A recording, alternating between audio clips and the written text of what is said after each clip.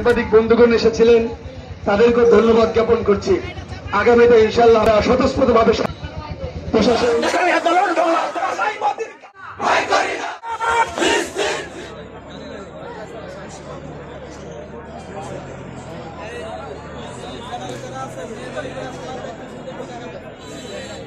জ্বালো আমেরিকার রাস্তা নাই, মার্কি ওই দস্যুগুলোর নাই রে বার রক্ষা নাই। জ্বালো জ্বালো আগুন জ্বালো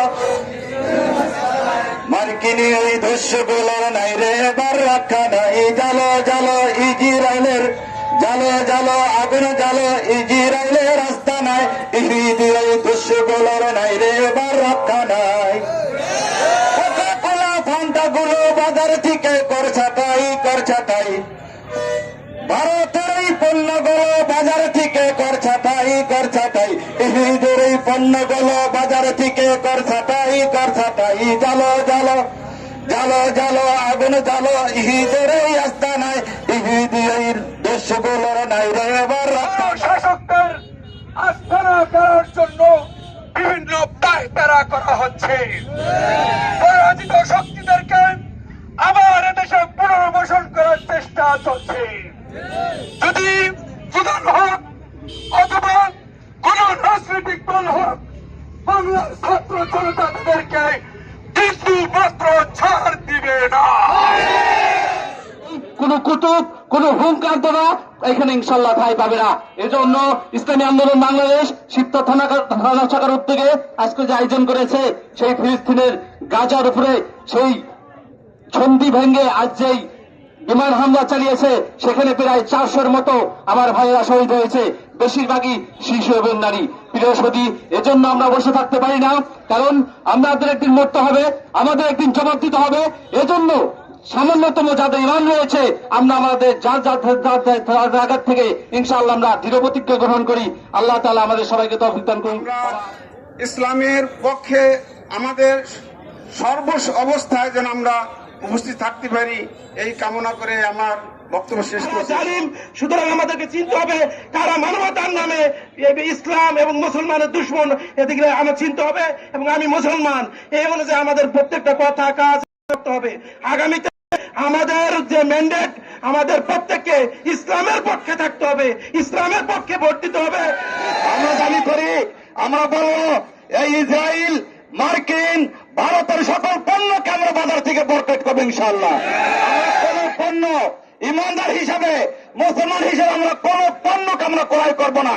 আমরা এই পণ্যকে সকল ক্ষেত্রে থেকে বয়কট করবো, দেশীয় পণ্য আমরা ব্যবহার করবো। আল্লাহ 4 শতাধিক মুসলমানদেরকে ইফতারের সময় বিন অপরাধে বোম নিক্ষেপ করে হত্যা করা হয়েছে।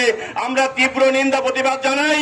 জাতিসংঘের কাছে আমরা দাবি জানাই, যদিও জাতিসংঘ মূলত একটা মুসলিম মিলন সংঘ, এই জাতিসংঘ তৈরি করা হয়েছে মুসলমানদের ধ্বংস করার জন্য, তথাপি নিয়ম রক্ষার্থে আমরা দাবি জানাই, আপনি অতি দ্রুত যদি পদক্ষেপ না নেন, সারা দুনিয়ার মুসলমান ঐক্যবদ্ধ হয়ে যদি আপনার বিরুদ্ধে আক্রমণ শুরু করে, আপনি সে আক্রমণ প্রতিরোধ করতে পারবেন না। আজকে আমাদের বাংলাদেশের বড় বড় রাজনৈতিক দল যারা আছে, ফিলিস্তিনি আজকে মুসলমান হত্যা হয়েছে, এ ব্যাপারে তারা নিশ্চুপ ভূমিকা পালন করতেছে। আমি তাদের উপরে লজ্জা, তাদের উপরে তীব্র নিন্দা প্রতিবাদ জানাই। সম্মানিত দেশবাসী, এ দেশ আমাদের, আমাদের ঐক্যবদ্ধভাবে মুসলমানদেরকে, সকল ধর্মের মানুষদেরকে সাথে নিয়ে এ দেশ গঠন করতে হবে। এই উদাত্ত আহ্বান জানিয়ে আমি আমার সংক্ষিপ্ত বক্তব্য শেষ করছি। শিশুদেরকে অতর্কিত হামলা, লাখো হাজারো মানুষদেরকে হত্যা করা হয়েছে। এরপর আমরা তাদের সাথে একটা শান্তি চুক্তি করেছিলাম, যুদ্ধবিরতি, কিন্তু ফিলিস্তিনের গিয়ে তাদের বিরুদ্ধে যুদ্ধ করার, লড়াই করার তৌফিক সুযোগ করিয়ে দেয়। আপনারা জানেন পার্শ্ববর্তী রাষ্ট্র ভারত, যে ভারতে আমাদের এতদিন বন্ধুর কথা বলে আমাদের দেশকে লুটে পুটে খেয়েছে, হাজারো কোটি টাকা আমাদের দেশ থেকে নিয়ে গেছে। আমাদের বিগত ফেসির সরকার, তাদের সরকার প্রধান বলেছেন, ভারতকে আমি যা দিয়েছি সেটা ভারত সারা জীবন মনে রাখবে। চাই এই সম্পত্তিকে আপনার বাবার সম্পত্তি দিয়েছেন, 18 কোটি জনগণের সম্পত্তি আপনি দিয়েছেন। এই 18 কোটি জনগণের সম্পত্তি দেওয়ার অধিকার কে দিয়েছে? আপনি আমাদের এই সম্পত্তি ফিরিয়ে এনে দিবেন। এই জায়গা আপনার যদি করেন, বাংলার মানুষ জনগণের টাকা আপনি ভারত থেকে না এনে দিবেন। আপনি আজকে ভারত যে আরামের থেকে সুন্দর সুন্দর কথা বলতেছেন, আপনার এই নেতা কর্মীদেরকে বিপদে ফেলে আপনি কিছুদিন আগে বলেছিলেন শেখ হাসিনা পালায় না। আমি আর একটি কথা বলতে চাই, এদেশে যারা শেখ হাসিনাকে অর্থাৎ আওয়ামী লীগকে প্রতিষ্ঠিত করার জন্য পায়তারা করবে তাদেরকে প্রতিহত করা হবে। তাদের অবস্থা শেখ হাসিনার মতো হবে, পুরো ভাত রান্না করে খেয়ে যাইতে পারে। অনুষ্ঠানের উপর নির্মম ভাবে নির্যাতন করতেছে এই মোদী সরকার আসার পর থেকে। কিছুদিন আগে আমরা দেখেছি একজন রোজাদার ব্যক্তি, সে নামাজে যাওয়ার জন্য প্রস্তুতি নিয়েছেন, এই হিন্দুরা, উগ্রত্ববাদী হিন্দুরা তাকে পুরো শরীরটাকে নষ্ট করে দিয়েছে। সে যখনই প্রতিবাদ করেছে তাকে সেখানে নির্মম ভাবে হত্যা করেছে। আমাদের কিছুদিন আগে ভারতে মসজিদে অবস্থায় মানুষদেরকে হামলা করেছে, বিভিন্ন সময় বিভিন্ন মসজিদ ভেঙেছে বিভিন্ন জুতা দিয়ে। কি বলে এই মসজিদের মধ্যে নাকি শিবের লিঙ্গু পাওয়া গেছে। আরে বেটা, মসজিদ হয়েছে 500 বছর আগে, তোর লিঙ্গু এলো কয় বছর আগে? জামাই আদরে রাখতেছি, ঠিক কিনা বন্ধুগণ?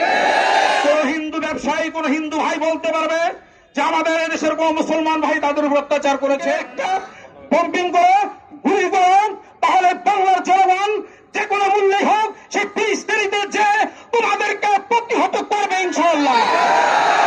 তোমরা যেহেতু যুদ্ধ বিরোধী যে চুক্তি হয়েছিল সেই চুক্তি লঙ্ঘন করেছ, এই লঙ্ঘন কিন্তু কাফের মুশরিকরাও আল্লাহ রাসূলের সাথে চুক্তি লঙ্ঘন করেছিল। এরপরেই কিন্তু মুসলমানদের বিজয় হয়েছিল। হবে যেহেতু তোমরা চুক্তি লঙ্ঘন করেছ, তোমাদের পতন হবে, মুসলমানের বিজয়, মুসলমানের বিজয়।